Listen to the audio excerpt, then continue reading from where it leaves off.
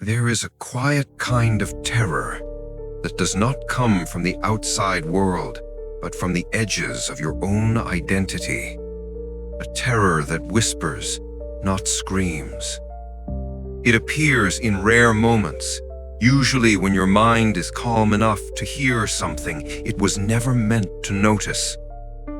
It begins with a simple thought.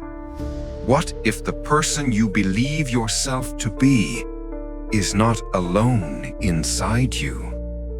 Not in a metaphorical way, not in the poetic sense of having dreams or inner conflicts, but in a literal structure.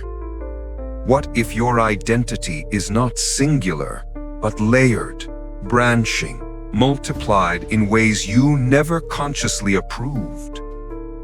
Throughout history, cultures have warned about the doppelganger, the double, the mirror that returns something more alive than a reflection should be. Most people imagine this as an external figure, a copy walking the streets, but the truth is far more intimate and far more unsettling. Because the most frightening doppelganger is not the one outside, it is the one already living inside the architecture of your mind. Your mind presents itself as a unified voice, a clean thread of continuity. But this is only a performance, an illusion created by the brain to keep you functional. Beneath that illusion lies something older, a reservoir of every possibility you did not become. Psychologists sometimes call it the fragmented self, but that term is too soft to describe its depth.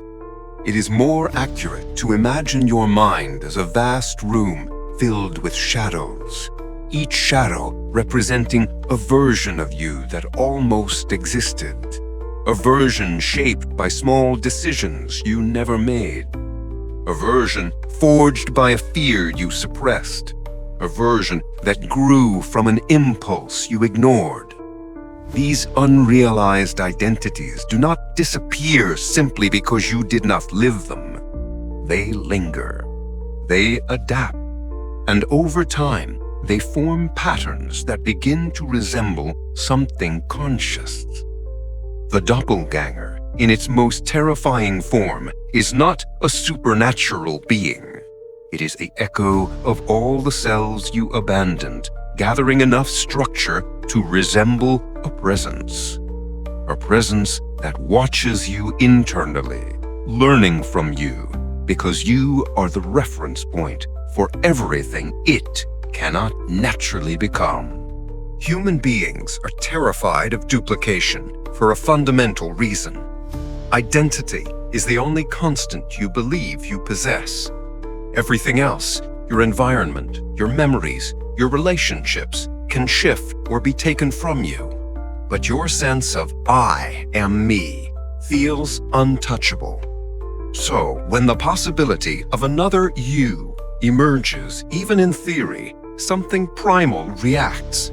Not fear of harm, but fear of replacement. Fear that your existence is not original, but part of a pattern that continues with or without your awareness.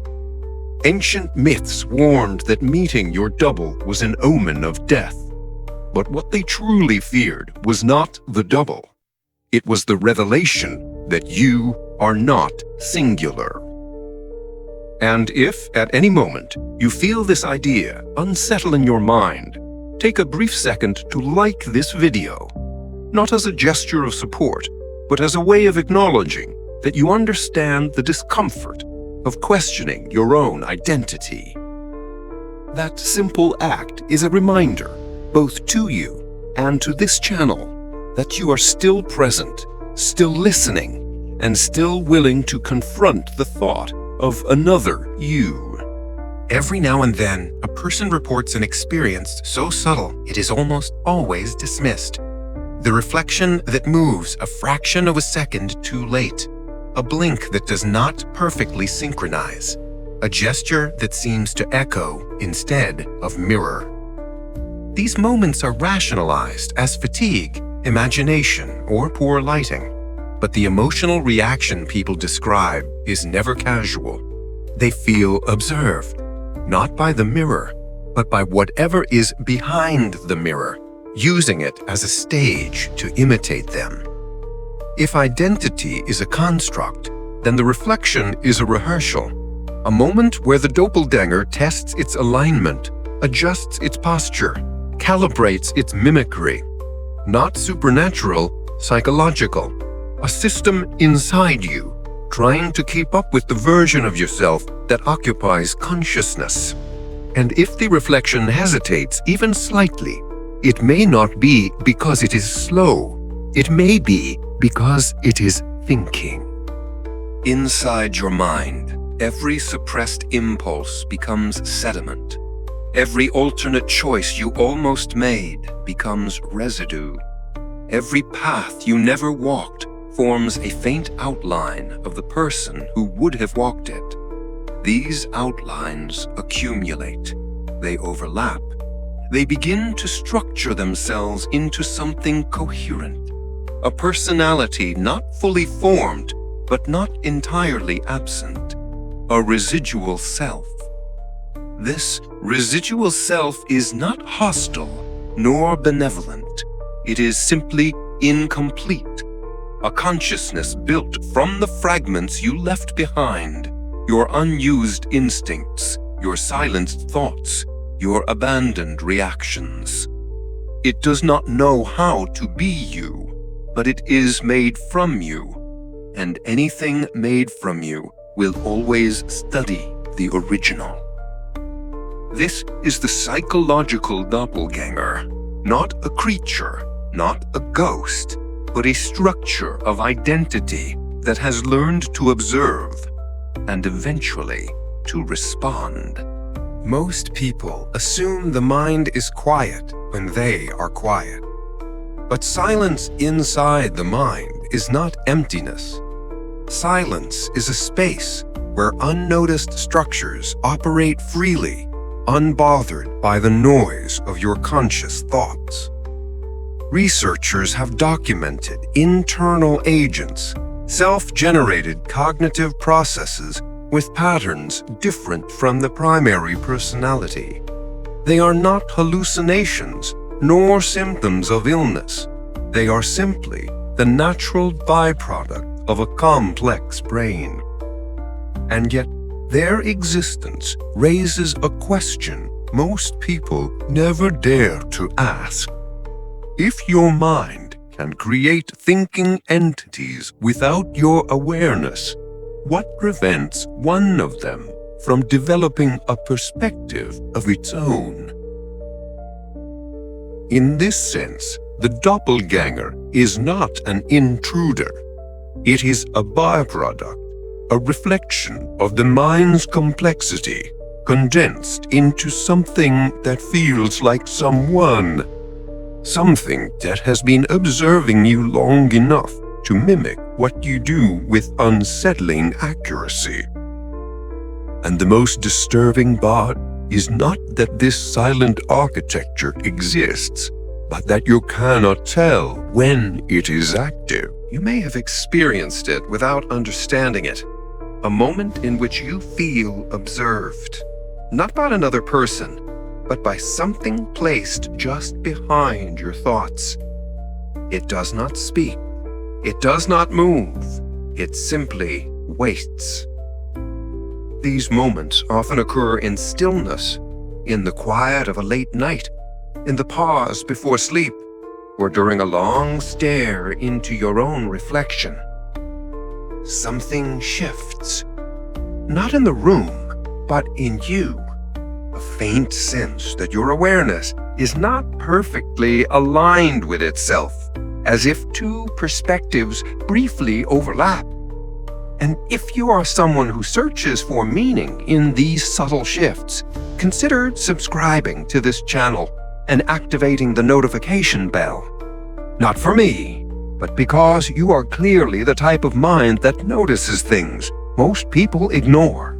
And this place is built exactly for minds like yours.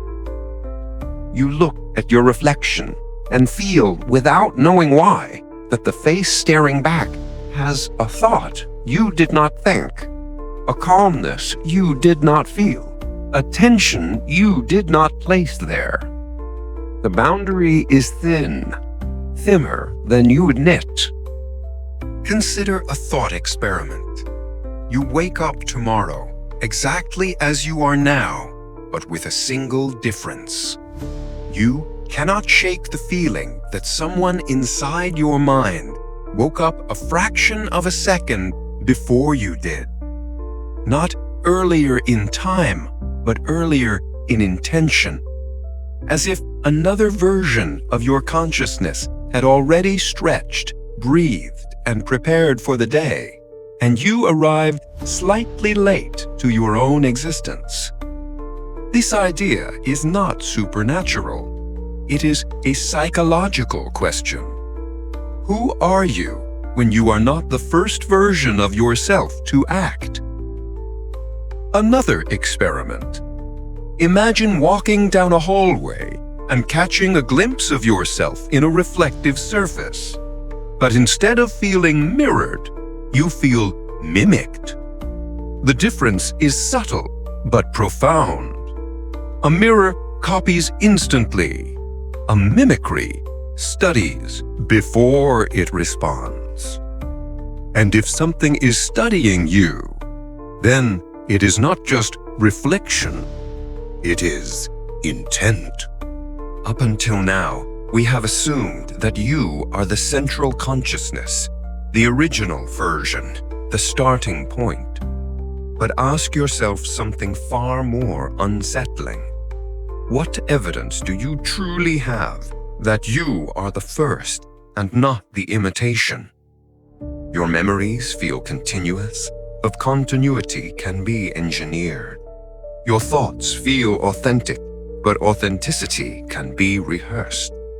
If a doppelganger is built from your possibilities, your impulses, your fragments, then you are made from the exact same materials it is. So how do you know which one of you appeared first? How do you know you are not the refined copy, a version constructed from the leftovers of the self that came before you? Perhaps the doppelganger is not trying to replace you. Perhaps it already did. And what you call yourself is the version left behind, trying desperately to maintain the illusion of being whole. The true terror of the doppelganger is not the thought that another you exists. It is the realization that identity itself is unstable, shifting, composed of echoes you never hear and versions you never meet. You are a constellation of abandoned possibilities, and every possibility watches the one that became real. And before we close this reflection, if you wish to support the work that brings these explorations to life, there is a PayPal link available. Even a single $1 helps keep these investigations going, not as a transaction, but as a quiet signal that these ideas resonate somewhere inside you. As you return to the silent parts of your life, pay attention to the moments when you feel slightly misaligned with yourself, the thoughts that arrive from nowhere, the reflections that breathe differently than you do. These are reminders that the self is a crowded room, and something shaped like you is watching, waiting, thinking.